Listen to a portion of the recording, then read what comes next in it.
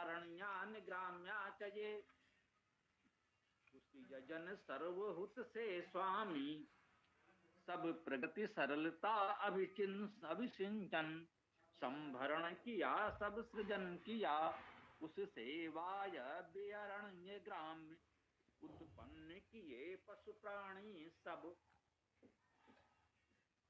जैसा कि अभी आपने पढ़ा, अब अर्थ में बहुत कुछ स्पष्ट किया गया है। ये पुरुष सूक्त सृजन का सूक्त है। पुरुष शब्द का अर्थ अग्रणी है।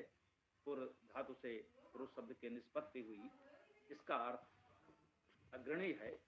तो सबसे अग्रणी, सबसे आगे जो परमेश्वर है, उससे उसे पुरुष कहा गया। यहाँ यज्ञ कहा गया, यजन करता है, यजनीय है। उसके इस यजन से, तस्मात् यज्ञात्, उस यजन से, तस्मात् अर्थात उससे सर्वनाम है, यज्ञात यज्ञ से। यह संस्कृत की शैली हमें समझनी होगी। तस्मात् उससे, यज्ञात यजन से, तो हम कहेंगे उस यजन से सर्वभूता, सर्वभूत यजन। यजन भी कैसा, जिसमें सब कुछ आहूत कर दिया जाए। सर्व, सब, हु, देना, आदान प्रदान करना भी है, जिसमें सर्वस्व, जो कुछ हमारे पास हो सब कुछ हम दान कर दें, आदान प्रदान के लिए प्रस्तुत कर दें, समाज के लिए समर्पित कर दें। ये जो कुछ था सब हमने समाज के लिए समर्पित किया। अब जिसको जैसी आवश्यकता होगी ग्रहण कर लेगा। हम भी उसमें से अपनी आवश्यकता के अनुसार ले लेंगे। हवन क्या है? वो धातु का अर्थ है दान करना और आदान प्रदान करना। तो हवन का अर्थ यही हुआ कि अपनी सामर्थ्य के अनुसार दे दीजिए और आवश्यकता के अनुसार ग्रहण कर लीजिए। जो बहुत समर्थ हैं, साधनवान हैं, धनवान हैं, वे बहुत कुछ देंगे। जो निर्धन है, साधनहीन है, वे भी यथासंभव प्रतीकात्मक रूप से ही सही कुछ दे देंगे। जो कुछ एकत्र हो जाएगा इस प्रकार से, उसे हव्य कहेंगे, उसे हवि कहेंगे। इस प्रकार से जो कुछ एकत्र हुआ, हम सब ने मिलकर अपने सामर्थ्य के अनुसार दिया, और जो एकत्र हुआ उसी को हवि और हव्य कहा जाता है। अब उसमें से अपनी आवश्यकता के अनुसार ले लें। किसकी जैसी आवश्यकता है, सामर्थ्य के अनुसार दे दिया। समर्थवान ने बहुत कुछ दिया, जो निर्धन निर्बल साधनहीन है उन्होंने बहुत थोड़ा सा प्रतीकात्मक दिया। पत्रम पुष्पम समर्पयामि, बस पत्र पुष्प जो हो सका दे दिया। लेकिन जब लेने की बात आई तो आवश्यकता के अनुसार सबने लिया। ऐसा नहीं जिसने बहुत दिया था उसने उससे अधिक ले लिया, तो फिर देने का अर्थ क्या रहा? उसको थोड़ी सी आवश्यकता है, प्रतीकात्मक रूप से उसने प्रसाद ग्रहण कर लिया। अब देखते हैं जब इस तरह से आयोजन होते हैं, किया जाता है, तो धनी से धनी व्यक्ति भी उसी भाव से, श्रद्धा से हाथ फैलाकर प्रसाद ग्रहण करता है। और जो निर्धन निर्बल वर्ग है, जिसको आवश्यकताएं हैं, उसकी आवश्यकता के लिए होता है कि भाई इतना जो साधन जुट गया है, इससे जिनको भोजन वस्त्र की जैसी आवश्यकता है उन्हें उस तरह से दिया जाए।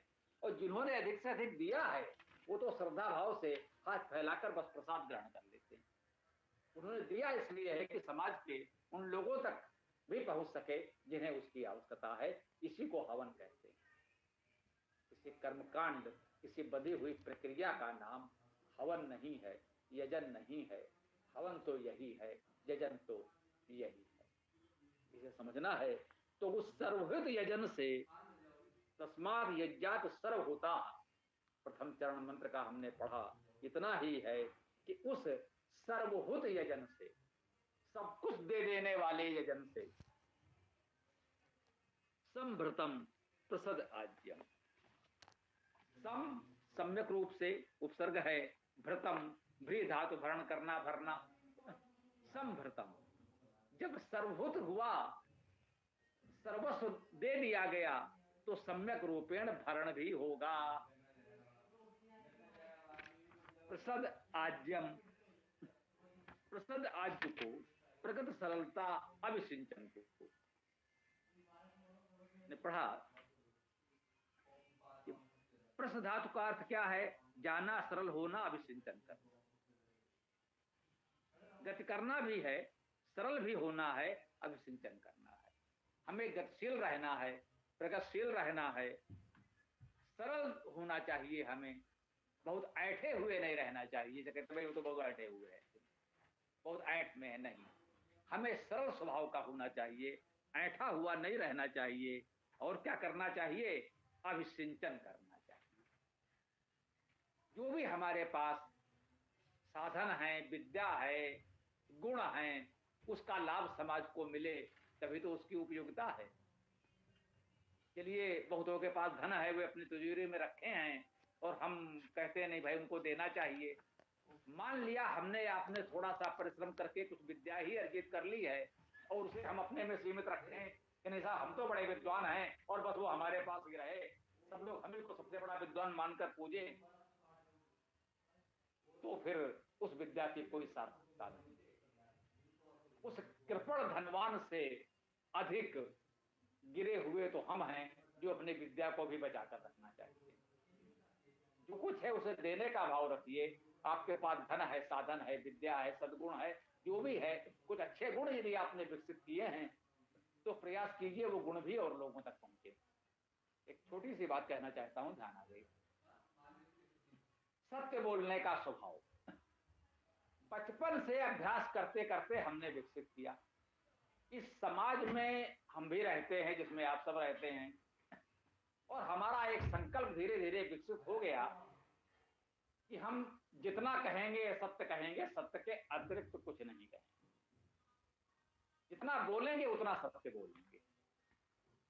आप कहेंगे साहब आज के जटिल समाज में संभव कैसे है? तो ऐसे ही संभव है। मेरे शब्दों पर ध्यान दीजिए। हमारा संकल्प केवल इतना है कि जितना कहेंगे सत्य कहेंगे। जहां लगे कि यहां पर सत्य को नहीं बोलना चाहे, बोलना थोड़ा कठिन होगा, चलिए भाई हम बहुत बड़े क्रांतिकारी बलिदानी नहीं हो सकते, तो हम शांत रहेंगे, नहीं बोलेंगे। इतनी छूट हमने ले ली। हम निर्धन हैं, निर्बल हैं, बहुत शक्तिशाली नहीं हैं।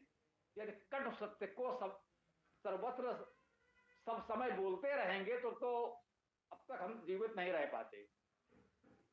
लोग गालियां धमकियां तो देते रहते हैं, स्वाभाविक है। और यदि थोड़ा और मुखर होते तो ये सत्य है, अब तक हम आपके से बात करने के लिए नहीं होते। तो उसका उपाय यही है कि यदि सत्य कहना वहां लगे कि सुरक्षा नहीं है, जीवन के लिए हितकर नहीं है, जीवन संकट में पड़ सकता है, तो ऐसे सत्य को मत बोलिए, बचा लीजिए। इतना हो सकता है, जितना बोलेंगे उतना सत्य बोलेंगे, असत्य तो नहीं बोलेंगे। और हमने प्रयास किया और पाया कि यह संभव है। व्यवहारिक रूप से हमने इसे संभव करके दिखाया है। तो मैं आपको क्या अपनी बहुत बड़ी उपलब्धि बता रहा हूं कि हम बहुत बड़े सत्यवादी हैं? नहीं, इसका लाभ भी है। इससे लाभ क्या है वो जानना महत्वपूर्ण है आपके लिए। यदि एक संकल्प हमने कर लिया, छवि बना ली, तो शुरू में कठिनाइयां तो आई। जैसे मैंने कहा कि बचपन से अभ्यास करते करते तब ये कहीं हो पाया, इतना सरल नहीं था। परंतु जब हो गया तो उसका लाभ भी मिला। हम किसी आध्यात्मिक चमत्कारी लाभ की बात नहीं कर रहे हैं कि साथ सत्य बोलने का ये लाभ मिला कि मैं जो भी आपको आशीर्वाद दे दूंगा वो सत्य हो जाएगा, मैं किसी को साथ दे दूंगा तो वो नष्ट हो जाएगा। नहीं साहब, मेरे पास ऐसा कोई चमत्कार नहीं है, मैं ऐसा कोई दावा नहीं करता। कोई भी वेद का व्यक्ति, कोई भी वेद का विद्वान इस तरह के दावे नहीं करता, करना भी नहीं चाहिए। ये किस सीमा तक संभव है नहीं है वो फिर कभी वो अलग है। हम ऐसे दावे नहीं करते। अध्यात्म में बहुत शक्तियां हैं, मंत्रों में बहुत शक्तियां हैं, परंतु वो इस तरह से दावे नहीं किए जाने चाहिए। इस तरह की बातें नहीं होती, नहीं होती चाहिए। तो लाभ क्या मिला? मैं बिल्कुल व्यवहारिक बात कर रहा हूं जो इसका लाभ मिलता है। अब अपने लोगों को इतना तो पता चल गया, जैसे तैसे लोगों ने ये स्वीकार कर लिया कि भाई ये तो जितना बोलेंगे सत्य बोलेंगे। तो इसके दो लाभ हुए। एक तो कोई भी मेरे ऊपर कहीं असत्य बोलने का दबाव नहीं बनाता। अरे भाई जरा उनके सामने ऐसे कह देना, देखो ऐसा है, वो आ रहे हैं, वो आपसे ऐसी कोई बात पूछेंगे तो जरा आप उनसे ये कह देना हमारे बारे में कि हाँ नहीं मिले थे, नहीं मिले थे, ऐसा था वैसा था, उन्होंने ये नहीं किया वो किया। नो। तो एक तो जब लोग जान गए तो अनावश्यक इस तरह के दबाव मेरे ऊपर नहीं पड़ते। ये दबाव कौन डालते हैं? जो अपने होते हैं, जिन्होंने कहीं मान लीजिए हमारी कोई सहायता की है, तो उनको लगता है कि भाई हमारे लिए थोड़ा सा ये अगर ऐसा कह दें तो, अब वो जान गए हैं कि भाई छवि बना दी कि भाई हमारा जीवन वेद को समर्पित है, अध्यात्म को समर्पित है, मैं असत्य भाषण नहीं करता, तो मेरे ऊपर ये कोई दबाव नहीं डालता। मैं इस दबाव और तनाव से मुक्त हो गया। ये व्यवहारिक लाभ है, व्यवहारिक है, ये तो समझ में आ सकता है ना। तो किसी तपस्या साधना का कोई चमत्कारिक उपलब्ध नहीं है, ये व्यवहारिक उपलब्धि है। कोई इस तरह के दबाव नहीं डालेगा, हम उस दबाव तनाव से मुक्त हो गए। और अब आप जानते हैं कि हम सत्य ही बोलते हैं। हमने कोई बात कही, अरे नहीं ऐसा कैसे हो सकता है, आप ऐसा क्यों कह रहे हैं, भाई ये तो असत्य होगा, हैं भाई ऐसा कैसे है। तो हमारी बात पर कोई इस तरह के व्यर्थ के विवाद नहीं करेगा, जो जानते हैं कि हमारा संकल्प है, मैं नपे तुले शब्दों में उतना ही कहूंगा जितना सत्य है। जितना कहा है वो शब्द सा सत्य है। मैं कहता हूं कि मैं जो कहता हूं वो शब्द सा सत्य है, बिल्कुल शब्द सा सत्य है। बाकी उसका क्या अर्थ कौन निकालता है वो उसकी इच्छा है। मैंने जितना कहा है शब्द सा सत्य है, आप दोहरा दीजिए, मैं बिल्कुल कहूंगा कि हाँ ये मैंने शब्द बोले थे और ये शब्द सा सत्य है। तो इस तरह से हम तमाम विवादों से, तनाव से, दबाव से बचे रहते हैं। ये इसका व्यवहारिक लाभ मिला। तो जब हम प्रयास करते हैं तो इस तरह से बहुत कुछ हम कर पाते हैं और उसके कुछ व्यवहारिक लाभ होते हैं, हमने आपको बताया।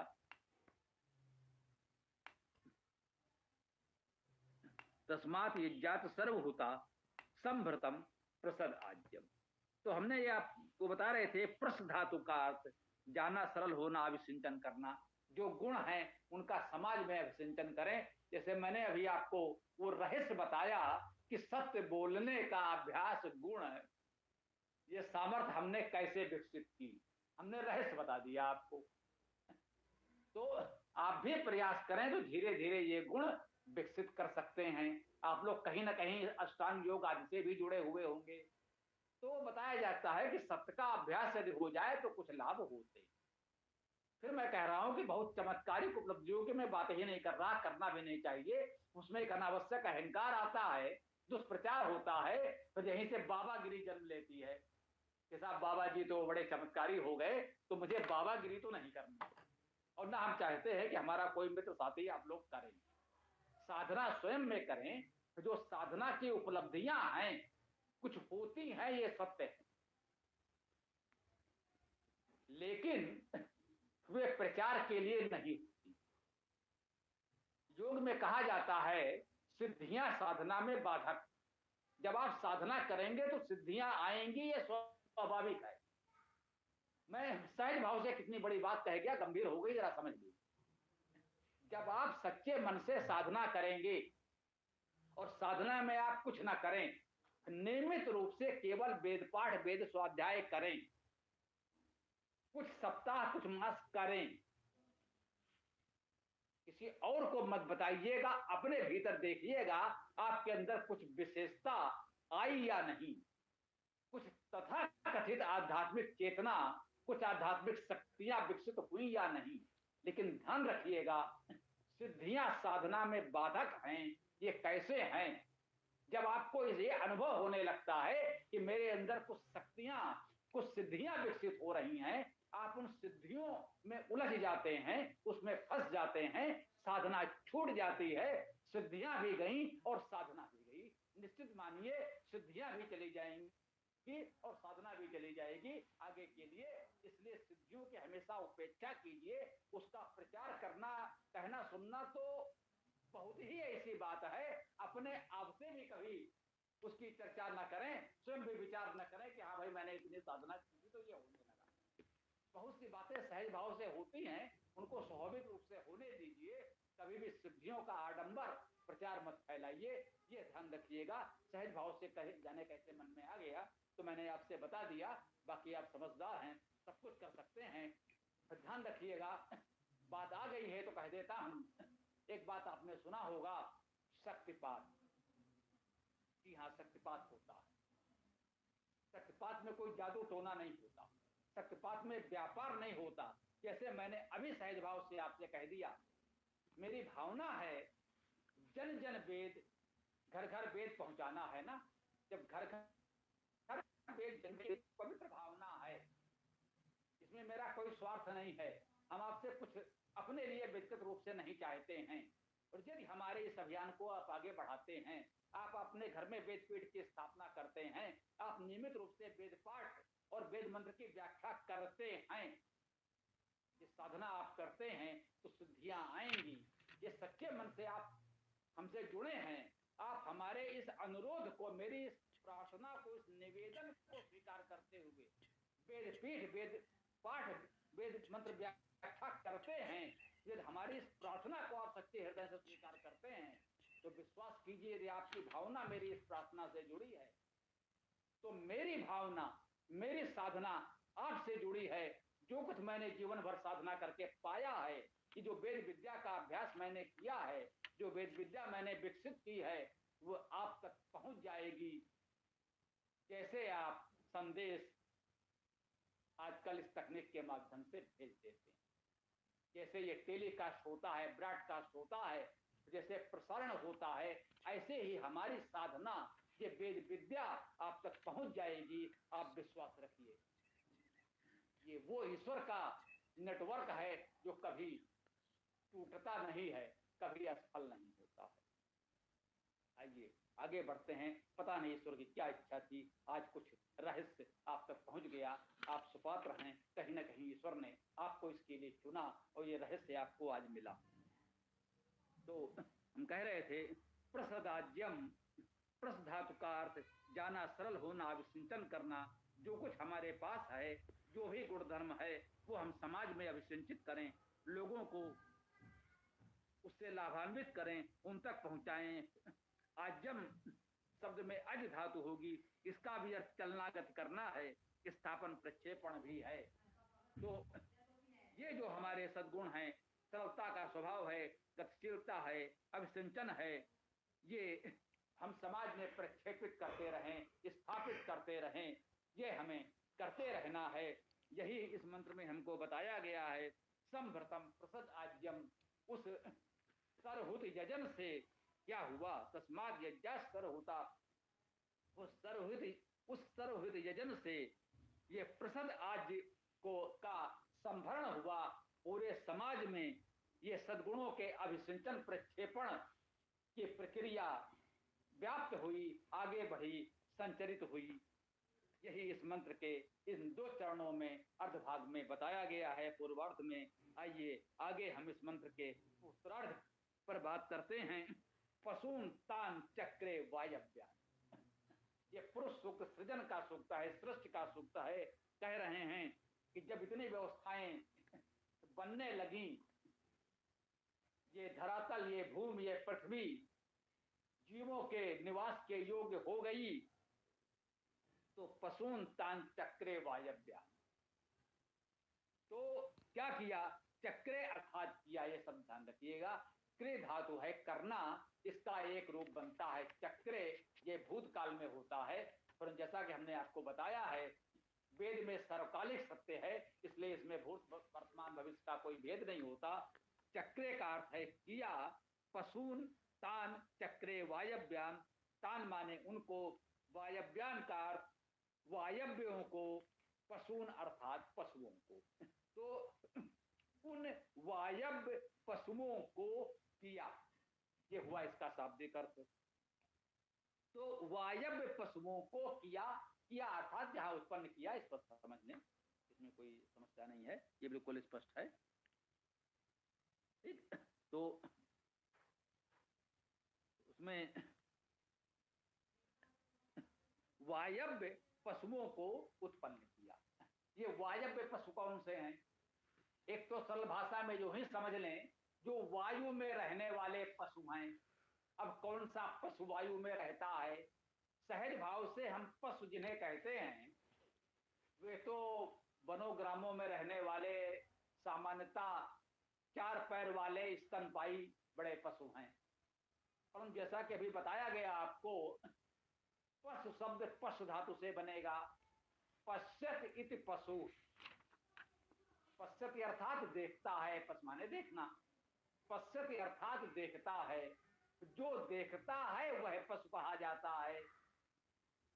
तो देखते तो वे प्राणी भी हैं जिन्हें हम आप पक्षी कहते हैं, जो उड़ते हैं। जो वायु में उड़ते हैं वे भी तो देखते हैं, तो इस व्यापक अर्थ में वे भी पशु हैं, वे भी पशु हैं। तो वायव्य पशुओं को किया, तो सामान्यतः वायव्य का अर्थ हुआ वायुमंडल वाले पशु, दृष्टा देखने वाले प्राणी। पशु धातु का एक अर्थ बंधन भी होता है, इसे कहते हैं पास, पास जिससे बांध दिया जाए रस्सी, तो वह भी है। तो पशु में ये भाव भी है कि वो कहीं ना कहीं बंधन में, वो स्वतंत्र नहीं है, मुक्त नहीं है, वे तमाम सीमाओं में बंधा हुआ है। मनुष्य पशुओं से कुछ ऊपर उठ गया है, अपेक्षाकृत स्वतंत्र है, बहुत कुछ निर्णय वो है, उसके पास विचार और कर्म की स्वतंत्रता है, अन्य पशुओं में उतना नहीं। यदि मनुष्य में वो सामर्थ्य विचारशीलता ना हो तो वो भी पशु ही है और कुछ नहीं है। तो यहाँ कहा गया वायव्य पशु। अब वायव्य जो है, वायु शब्द या वायव्य शब्द, वायु से वायव्य बना है, ये तो निश्चित है। वायु बनेगा तो वह धातु का अर्थ है जाना, गति करना, उड़ना। देखिए उड़ना का अर्थ वायु में ही जुड़ा हुआ, जब हम वायु कहते हैं तो उसमें उड़ना का अर्थ समाहित है। वह धातु माने तो भी गति करना, गंध होना होना। अब देख रहे हैं वायु में ये गुण भी हैं, गति भी है, गंध भी है, प्रवाह भी है। और वी धातु से भी बन सकता है वायु, तो इसका भी अर्थ है जाना, व्याप्त होना, इच्छा करना, भेजना भी है। तो इसमें उड़ना, प्रवाहित होने का गुण विशेष रूप से है। तो यहाँ वायव्यान से उन पशुओं की बात की जा रही है, उन देखने वाले प्राणियों की बात की जा रही है जो उड़ सकते हैं। तो उन वायव्य पशुओं की रचना की। वायव्यान पशून तान चक्रे वायव्यान, तो इन वायव्य पशुओं की रचना हुई जो उड़ने वाले पशु हैं। आरण्ययान, और इनकी उसके बाद बता रहे हैं आरण्य पशु। अरण्य का अर्थ वन, जंगल सामान्यतः हम लोग जानते हैं, अर्थात आरण्यन का क्या अर्थ हुआ? जंगली पशु, वन्य पशु, जो वनों में जंगलों में रहने वाले अन्य पशु हैं। सिंह है, व्याघ्र है, हिरण है, हाथी है, अनेक प्रकार के पशु हैं जो वनों में रहते हैं। उन वन्य पशुओं की रचना की। और ग्राम्या चाहिए क्या? और ये अर्थात जो ग्राम में पशु हैं उनकी। पशु तो एक बार आ गया, वो सबके लिए आया। कौन कौन से पशु बनाए, किन किन पशुओं की रचना हुई? वायव्य पशु अर्थात जो वायुमंडल में उड़ने वाले पशु हैं। अरण्ययान, जो अरण्य अर्थात वनों में विचरण करने वाले पशु हैं। और ग्राम्या, जो ग्रामीण क्षेत्र में रहने वाले पशु हैं। गाय, घोड़े आदि हम लोग पालते भी हैं, और भी बहुत से पशु सहज भाव से भी रहते हैं ग्रामीण क्षेत्र में। तो उनका जो उड़ने वाले पशु हैं, जो वन क्षेत्र के जंगल के पशु हैं, जो ग्राम में रहने वाले पशु हैं, इन सब की रचना उस परमेश्वर ने क्रमशः की। प्रकृति ने ऐसी व्यवस्था बनाई, धीरे धीरे इन विभिन्न प्रकार के पशुओं की उत्पत्ति हुई। आरण्ययान शब्द आ उपसर्ग है, री गतो धातु है, रण का अर्थ है शब्द करना, चलना। तो जिनमें गतिशीलता है और जो शब्द करते हैं, जो चलते हैं, गति करते हैं और शब्द करते हैं, वे आरण्य हो गए। बन के रहने वाले पशुओं में लक्षण पाए जाते हैं ना, विचार कीजिए। सब चलते भागते दौड़ते हैं, कुछ भोजन की तलाश में और कुछ अपने प्राण बचाने के लिए दौड़ना पड़ता है, भागना पड़ता है, चलना पड़ता है। और शब्द करना, सब बोलते हैं अपने अपने सुरों में अपने साथियों को कुछ जानकारी सूचना देने के लिए, विभिन्न प्रकार से अपनी उपस्थिति दिखाने के लिए। कोई गर्जना करता है, कोई पूजन करता है, कोई कैसे बोलता है। सब पशु प्राणी विविध प्रकार से जैसी ईश्वर ने जिसको सामर्थ्य दी है सब बोलते भी हैं। तो गति और शब्द ये आरण्य में महत्वपूर्ण थे। और ग्राम्य, ये ग्राम क्या है ये भी जान लें, क्योंकि ग्राम में तो हम लोग भी हैं। ग्राम में पशु कहा है तो ग्राम में पशुओं में तो हम लोग भी हैं। भले ही हमने बाद में ये नगर बसा लिए, लेकिन प्राकृतिक रूप से अधिक कह सकते हैं कि हम वन्य पशु थे, ग्राम्य पशु हो गए, अब हम नगर निवासी हो गए। तो ग्राम्य कौन से पशु हैं? ग्राम भी धातु है। ये ग्राम धातु, ग्राम शब्द में कोई अन्य धातु नहीं खोजना पड़ेगा, ग्राम ही धातु है। ग्राम धातु का अर्थ होता है बुलाना, एकत्र होना, वार्ता करना। अब देखिए ग्राम और किसे कहते हैं? ग्राम कैसे बना? जो वन्य प्राणी हम लोग थे, मान लीजिए, जिसे आप प्रारंभिक मानव कह सकते हैं, आज की अपनी भाषा में होमो सैपियंस या जो कुछ भी कहते हो, तो वन में विचरण करने वाले इस समूह ने लोगों को बुलाया, एकत्र किया और वार्ता की। बोलना सीख गए, बात करना सीख गए, वार्ता की। और ये निश्चित हुआ कि हम लोग एक स्थान पर रहने का